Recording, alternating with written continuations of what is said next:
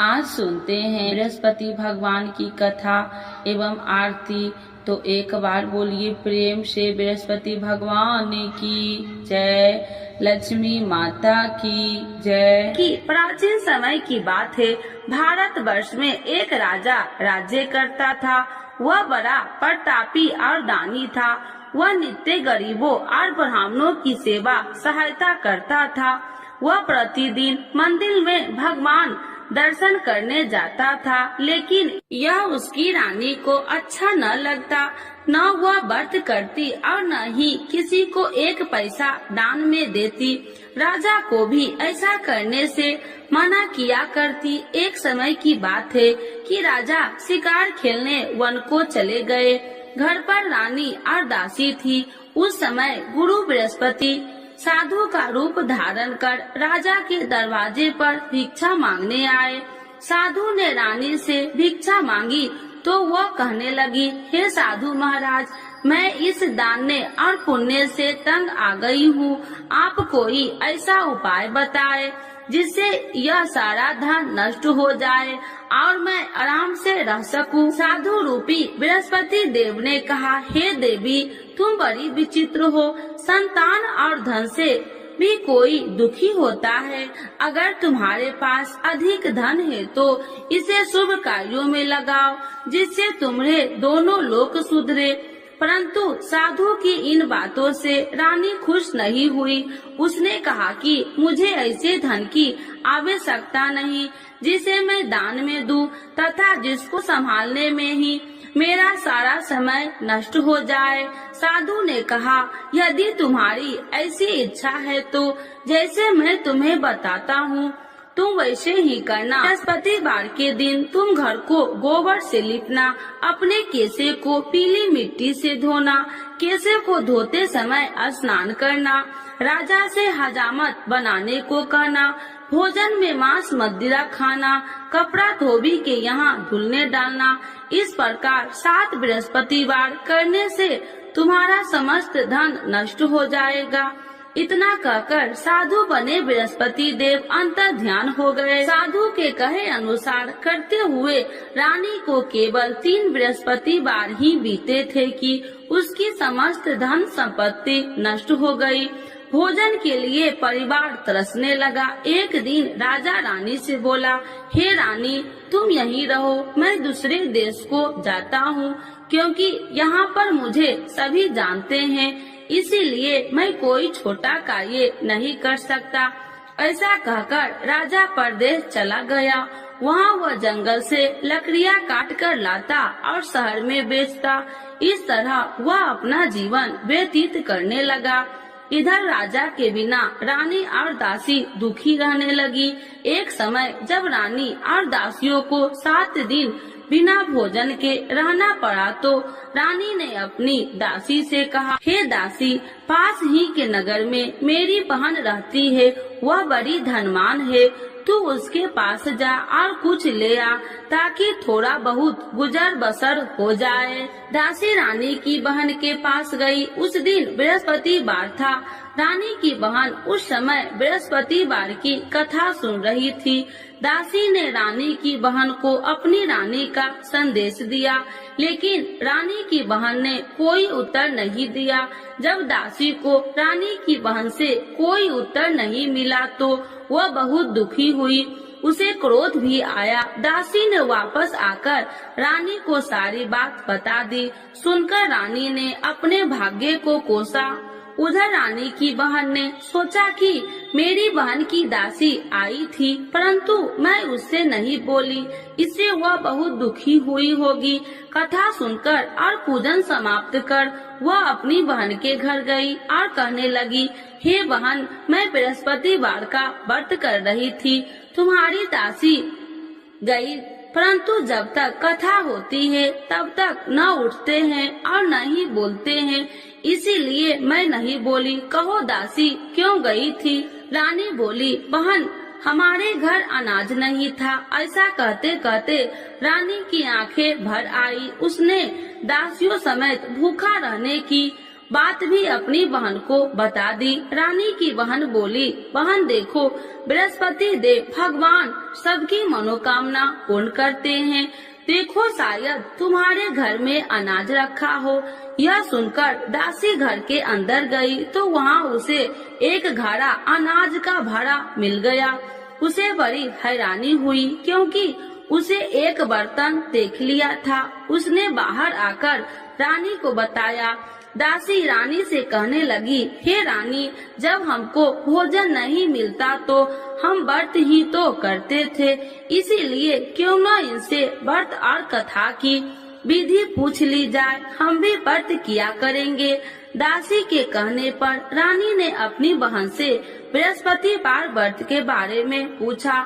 उसकी बहन ने बताया, बृहस्पतिवार के व्रत में चने की दाल और मुनक्का से विष्णु भगवान का केले की जड़ में पूजन करे तथा दीपक जलाए, पीला भोजन करे तथा कथा सुने। इससे गुरु भगवान प्रसन्न होते हैं, मनोकामना पूर्ण करते हैं।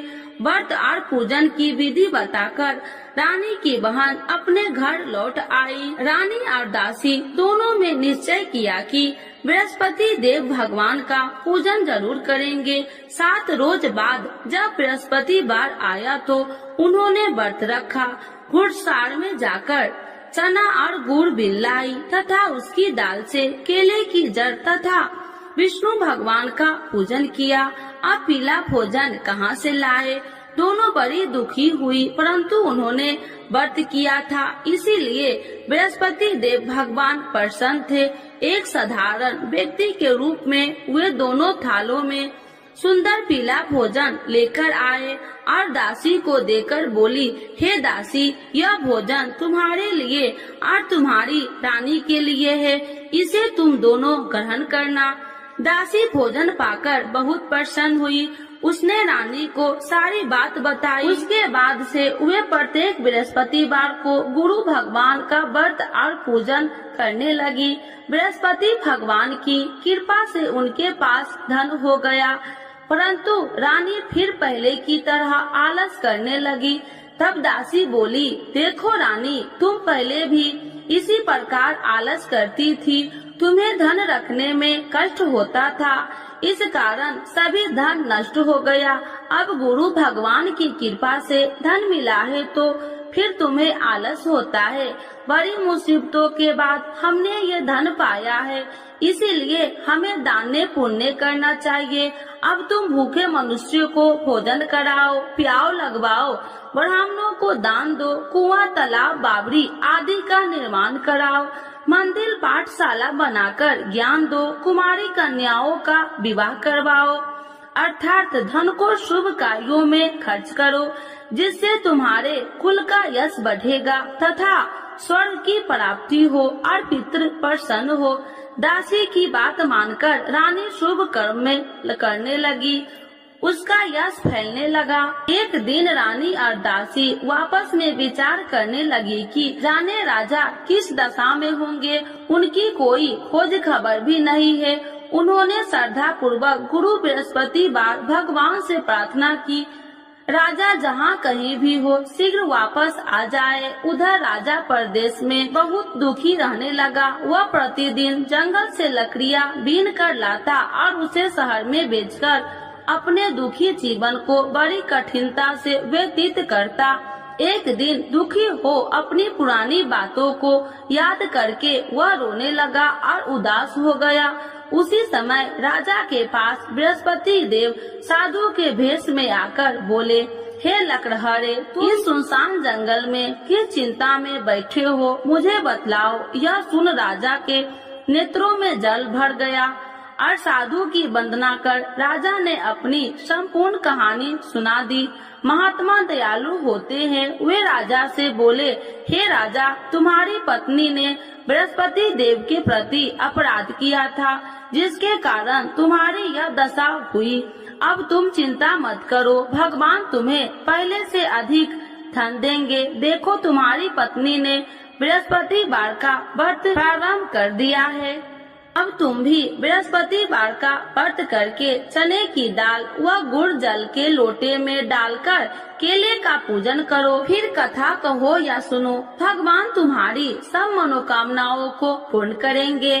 साधु की बात सुनकर राजा बोले, हे प्रभु, लकड़ी बेचकर तो इतना पैसा भई नहीं बचता जिससे भोजन के उपरांत कुछ बचा सकूं। मैंने रात्रि में अपनी रानी को व्याकुल देखा है। मेरे पास कोई साधन नहीं जिससे उसका समाचार जान सकूं। फिर मैं कौन सी कहानी कहूँ, यह भी मुझको मालूम नहीं। साधु ने कहा, हे राजा, मन में बृहस्पति भगवान के पूजन व्रत का निश्चय करो, वे स्वयं तुम्हारे लिए कोई राह बना देंगे। बृहस्पतिवार के दिन तुम रोजाना की तरह लकड़ियाँ लेकर शहर में जाना। तुम्हें रोज से 2 गुना धन मिलेगा, जिससे तुम भली भांति भोजन कर लोगे तथा बृहस्पति देव की पूजा का सामान भी आ जाएगा। धीरे धीरे समय व्यतीत होने पर फिर बृहस्पतिवार का दिन आया। राजा जंगल से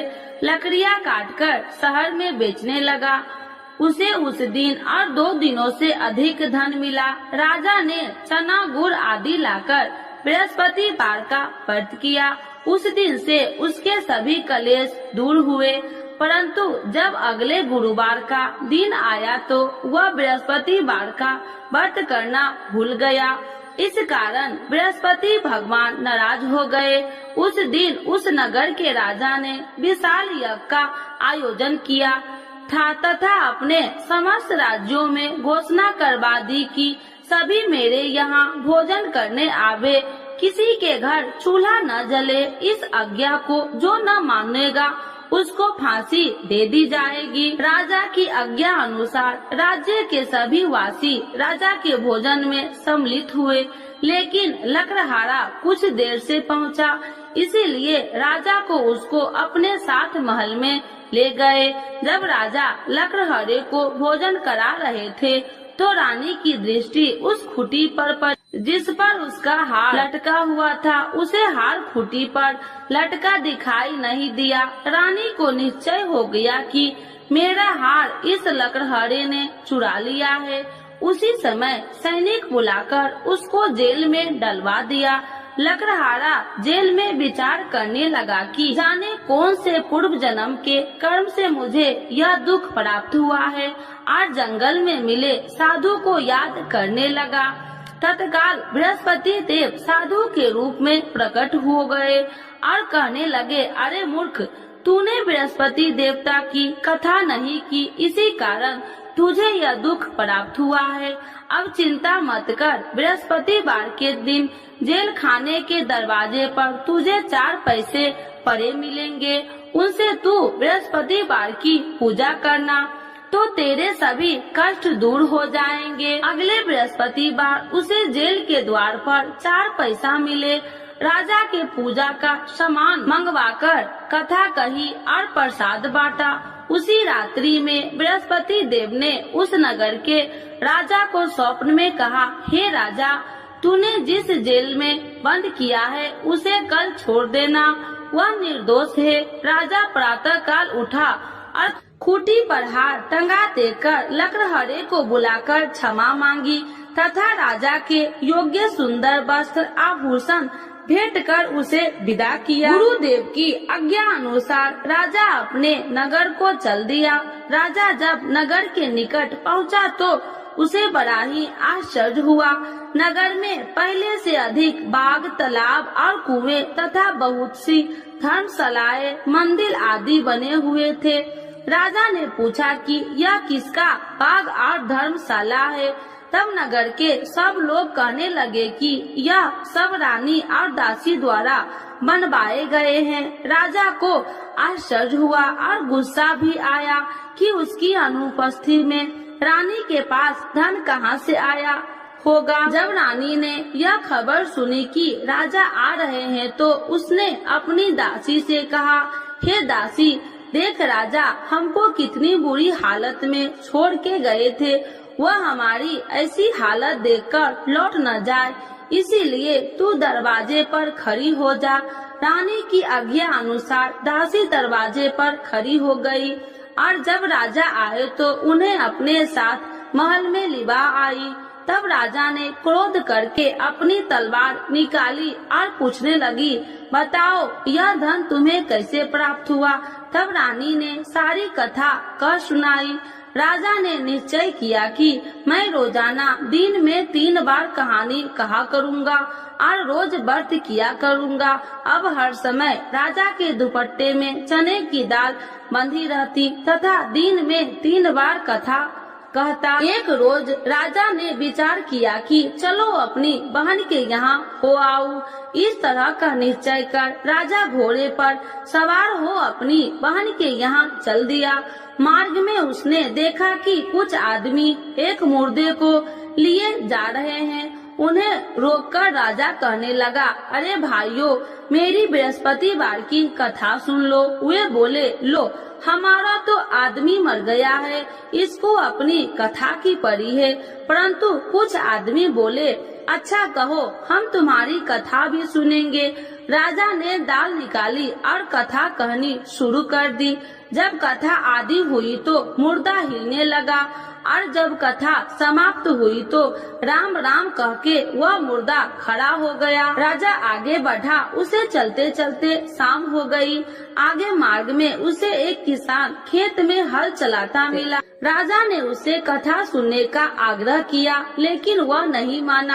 राजा आगे चल पड़ा। राजा के हटते ही बैल पछाड़ खाकर गिर गए तथा किसान के पेट में बहुत जोर से दर्द होने लगी। उसी समय किसान की माँ रोटी लेकर आई। उसने जब देखा तो अपने पुत्र से सब हाल पूछा। बेटे ने सभी हाल बता दिया। बुढ़िया दौड़ी दौड़ी उस घुड़सार के पास पहुँची और उसने बोली, मैं तेरी कथा सुनूंगी, तू अपनी कथा मेरे खेत पर ही चलकर कहना। राजा ने लौटकर बुढ़िया के खेत पर जाकर कथा कही, जिसके सुनते ही बैल खड़े हो गए तथा किसान के पेट का दर्द भी बंद हो गया। राजा अपनी बहन के घर पहुंच गया। बहन ने भाई को खूब मेहमानबाजी की। दूसरे रोज प्रातः काल राजा जागा तो वह देखने लगा कि सब लोग भोजन कर रहे हैं। राजा ने अपनी बहन से जब पूछा, ऐसा कोई मनुष्य नहीं है जिसने भोजन नहीं किया हो, जो मेरी बृहस्पतिवार की कथा सुन ले। बहन बोली, हे भैया, यह देश ऐसा ही है। यहाँ लोग पहले भोजन करते हैं, बाद में कोई अन्य काम करते हैं। फिर वह एक कुम्हार के घर गई, जिसका लड़का बीमार था। उसे मालूम हुआ कि उसके यहाँ 3 दिन से किसी ने भोजन नहीं किया है। रानी ने अपने भाई की कथा सुनने के लिए कुम्हार से कहा। वह तैयार हो गया। राजा ने जाकर बृहस्पतिवार की कथा कही, जिसको सुनकर उसका लड़का ठीक हो गया। अब तो राजा को प्रशंसा होने लगी। एक दिन राजा ने अपनी बहन से कहा, हे बहन, अब मैं अपने घर जाऊंगा, तुम भी तैयार हो जाओ। राजा की बहन ने अपनी सास से अपने भाई के साथ जाने की आज्ञा मांगी। सास बोली, हाँ चली जा, मगर अपने लड़कों को मत ले जाना, क्योंकि तेरे भाई के कोई संतान नहीं है। बहन ने अपने भाई से कहा, हे भैया, मैं तो चलूंगी, मगर कोई बालक नहीं चलेगा। अपनी बहन को भी छोड़कर दुखी मन से राजा अपने नगर को लौट आया। राजा ने अपनी रानी से सारी कथा बताई और बिना भोजन किए वह सैया पर लेट गया। रानी बोली, हे प्रभु, बृहस्पति देव ने हमें सब कुछ दिए हैं, वे हमें संतान अवश्य देंगे। उसी रात बृहस्पति देव ने राजा को स्वप्न में कहा, हे राजा, उठ, सभी सोच त्याग दे, तेरी रानी गर्भवती है। राजा को यह जानकर बड़ी खुशी हुई। 9वें महीने में रानी के गर्भ से एक सुंदर पुत्र पैदा हुआ। तब राजा बोला, हे रानी, स्त्री बिना भोजन के रह सकती है, परंतु बिना कहे नहीं रह सकती। जब मेरी बहन आए तो तुम उससे कुछ मत कहना। रानी ने हाँ कर दी। जब राजा की बहन ने यह शुभ समाचार सुना तो वह बहुत खुशी हुई तथा बधाई लेकर अपने भाई के यहाँ आई। रानी ने तब उसे आने का उलाहना दिया। जब भाई अपने साथ ला रहे थे तो तब टाल गई, उनके साथ न आई और आज अपने आप भागी भागी बिना बुलाए आ गई। तो राजा की बहन बोली, भाई मैं इस प्रकार न कहती तो तुम्हारे घर औलाद कैसे होती। बृहस्पति देव सभी मनोकामनाएं पूर्ण करते हैं। जो श्रद्धा भाव पूर्वक बृहस्पतिवार का व्रत करता है एवं कथा पढ़ता है अथवा सुनता है और दूसरों को सुनाता है, बृहस्पति देव उसकी सभी मनोकामनाएं पूर्ण करते हैं, उनकी सदैव रक्षा करते हैं। जो संसार में सद्भावना से गुरुदेव का पूजन एवं व्रत सच्चे हृदय से करते हैं, उनकी सभी मनोकामनाएं वैसे ही पूर्ण होती है जैसे सच्ची भावना से रानी और राजा ने बृहस्पति देव की कथा का गुणगान किया तो उनकी सभी इच्छाएं बृहस्पति देव जी ने पूर्ण की। अनजाने में भी बृहस्पति देव की उपेक्षा न करे, ऐसा करने से सुख शांति नष्ट हो जाती है। इसीलिए सबको कथा सुनने के बाद प्रसाद लेकर जाना चाहिए। हृदय से उनका नमन करते हुए जयकारा बोलना चाहिए। तो एक बार बोलिए प्रेम से बृहस्पति भगवान की जय, विष्णु भगवान की जय, लक्ष्मी माता की जय। आरती श्री बृहस्पति देव की। ओम जय बृहस्पति देवा, स्वामी जय बृहस्पति देवा, छीने छीने भोग लगाऊं, छीने छीने भोग लगाऊं, कदली फल में बा। ओम जय बृहस्पति देवा, तुम्हें पूरन परमात्मा, तुम्हें अंतर्यामी, स्वामी तुम्हें अंतर्यामी, जगत पिता जगदीश्वर, जगत पिता जगदीश्वर, तुम्हें सबके स्वामी। ओम जय बृहस्पति देवा, चरणामृत निज निर्मल, सब पातक हरिता, स्वामी सब पातक हरिता, सकल मनोरथ दायकी, सकल मनोरथ दायकी, कृपा करो भरता। ओम जय बृहस्पति देवा, तन मन धन अर्पण कर, जो जन शरण पड़े, स्वामी जो जन शरण पड़े, प्रभु प्रकट तब हो करे, प्रभु प्रकट तब हो कर, आकर द्वार खड़े। ओम जय बृहस्पति देवा, दीन दयाल दयानिधि, भक्तन हितकारी, स्वामी भक्तन हितकारी, पाप दोष सब हरिता, पाप दोष सब हरिता, भव बंधन हारी। ओम जय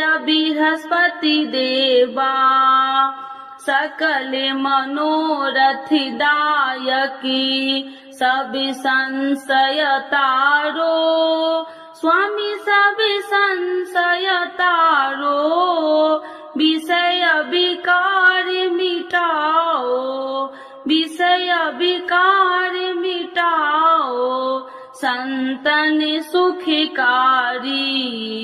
ओम जय बृहस्पति देवा, जो कोई आरती तेरी प्रेम सहित गावे, स्वामी प्रेम सहित गावे, ज्येष्ठानंद बंद सो, ज्येष्ठानंद बंद सो, सो निश्चय पावे। ओम जय बृहस्पति देवा, स्वामी जय बृहस्पति देवा। बृहस्पति भगवान की जय, विष्णु भगवान की जय, लक्ष्मी माता की जय।